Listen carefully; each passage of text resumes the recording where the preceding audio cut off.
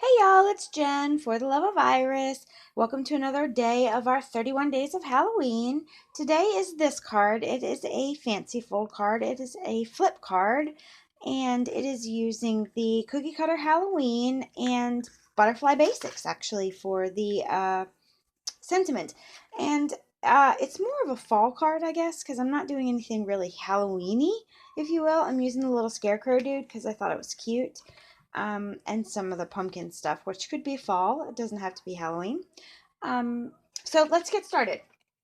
You are going to need some cardstock. I am using a piece of basic black. It is cut at 5.5 by 8.5, scored at 4.25. A piece of Whisper White. This is 5 by 6, and on the 6-inch side it is scored at 2 and 4. So you're going to have three 2-inch panels. Can you see that? Yeah. Okay. All right. You are going to need a piece of Designer Series paper. I am using the Halloween Nights, and it is 4 1/8 by 5 3/8. You are going to need two pieces of Designer Series paper. These are 4 7/8 by 1 7/8. And then I am using the Layering Squares framelits. I am using, to me, I'll show you how I have them. I have them numbered from smallest to largest. So 1, 2, 3, 4, and so on. In both the scallop and the standard. So for me, this is the biggest one, which is number 9. So you're going to need number 9. We're going to use this twice. We're going to cut it out once in pumpkin pie. You're going to need the scallop one in number 8. And these measure, if you don't have these, this is a 3-inch square. And then number 6, I'm going to use the pumpkin pie glitter paper. And this measures 2.25-inch square. So you can layer anything you like. If you don't have these dies, you don't have to use them. But you will need some type of die to cut the window out of your cardstock. So a 3-inch die or something similar. If you've got a Sizzix die or Nestabilities or whatever those things are called, you can use those. But you're going to need something to cut it out, or a paper trimmer even. You can cut out a window. So this is what I'm going to use. So let me go ahead and get my Big Shot out so I can cut all of these in one pass.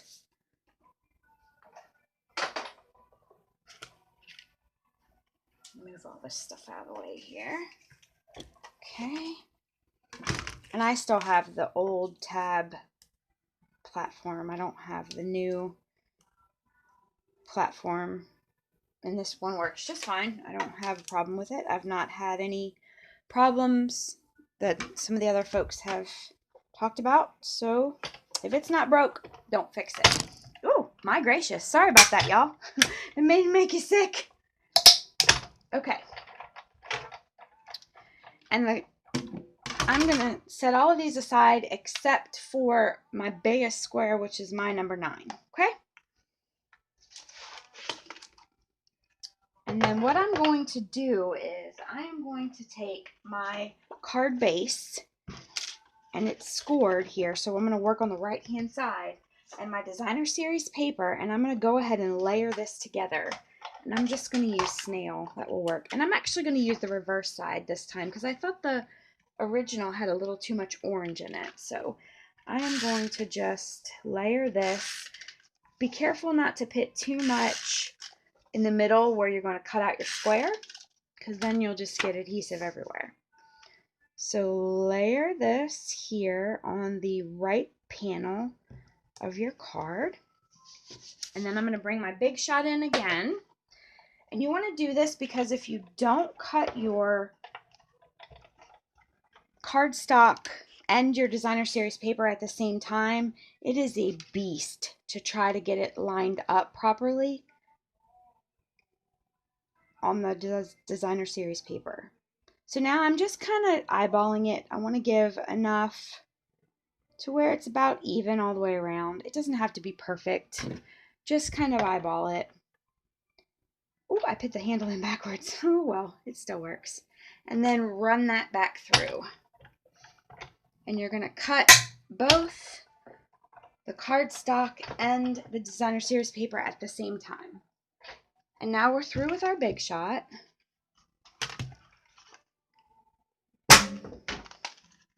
Okay. Excellent. And you can save these for a future project if you want to. But so now we've got our window cut out. Okay, and it's got our designer series paper, it's layered, everything's wonderful. All right, so now what we'll do is I'll take my bone folder and I'll reinforce this. Now we're going to take our white piece that we have. Again, that's 4 by 6 and it's scored 2 and 4. So we're making 2 panels or 3 panels of 2 inches. So we're going to score or fold this Mountain Valley style. So we're going to fold one up and one down. Okay. So you've got something that looks like that. Okay. And what you want to do is you want to apply your designer series paper to 2 of the pieces.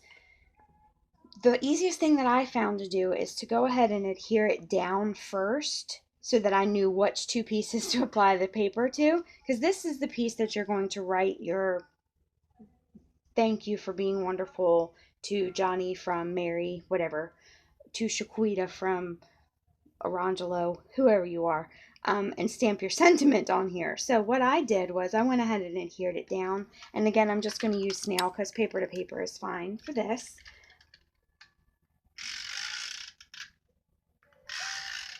There goes my phone. And I'm going to take just adhesive on this last little flap. See that? Okay? And I'm going to line it up over here on the side so that it, again, the border is about even all the way around. Okay? So now we've got something that looks really crazy. Looks like that. All right?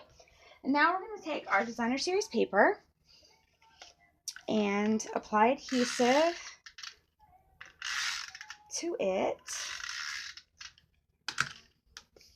Okay, and I'm going to apply them to the middle and the left.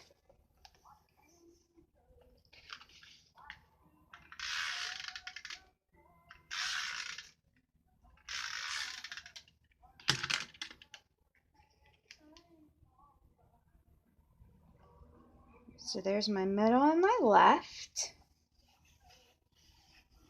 All right.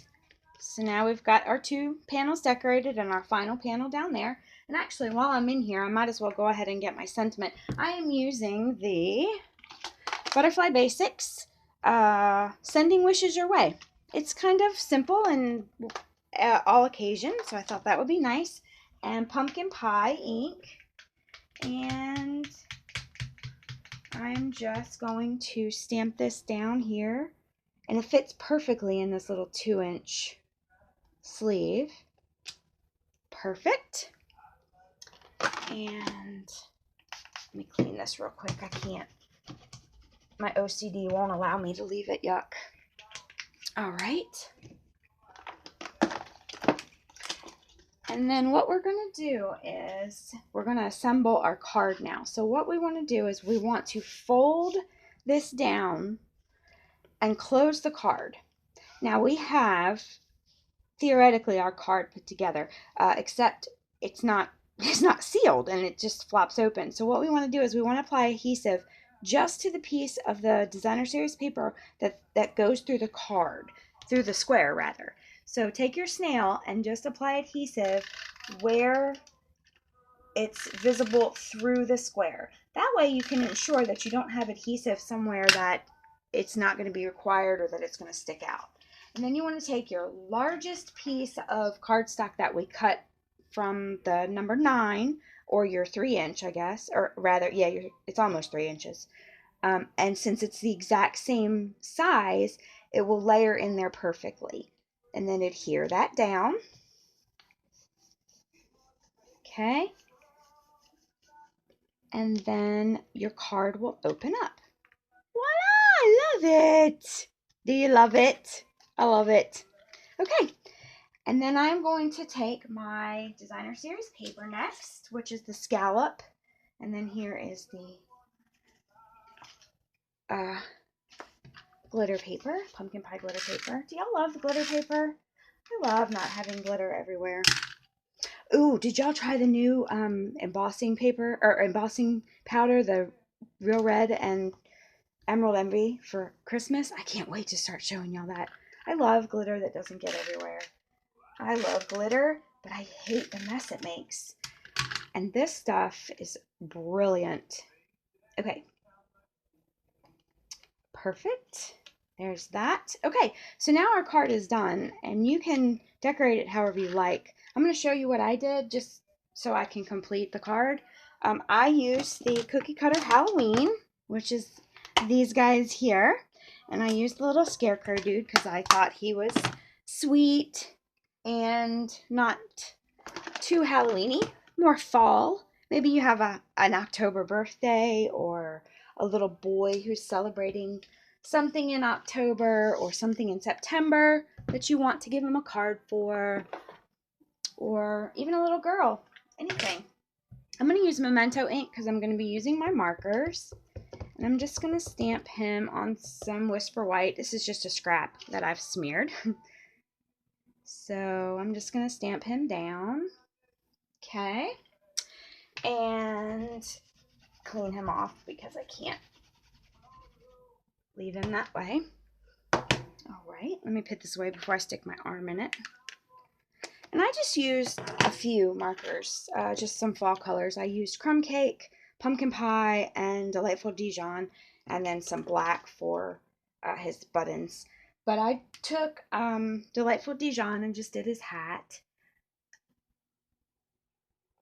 And I'll do this really quickly so you don't have to sit here and watch me color all this craziness. And then his little jacket here. And I tried to think about alternating colors so I didn't have two of the same colors lined up against each other. And that's probably my OCD. So if you can color it and it, you know, make it however colors you want, that's perfect.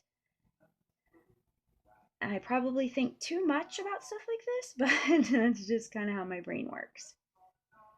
So this little scarecrow is going to have a Delightful Dijon jacket, and he's going to have Crumb Cake breeches because I think that's cute. And then I colored his little hay there. And then I'm going to take the Crumb Cake and color in his little face because I thought he needed to have a little bit lighter of a face than Delightful Dijon. And it's still kind of hay colorish, I guess, to me. And the Crumb Cake you can get in a bundle now in the catalog, the fall winter catalog. I have a hard time talking and coloring at the same time, so forgive me. And then I'm going to color his little breeches. He's so cute. I love him. And I went outside of the lines right there, but if you just color over it, it will kind of blend itself in. Yay! And then I took a pumpkin pie and colored in his little nose and his little heart and his little patches. So cute. And then I took the black and kind of made these little buttons stick out a little. Look how stinking cute that is. And that's sort of fall and Halloween-y. And then take the punch and punch him out. Oh, you can't see. Line him up. Punch him out. All right.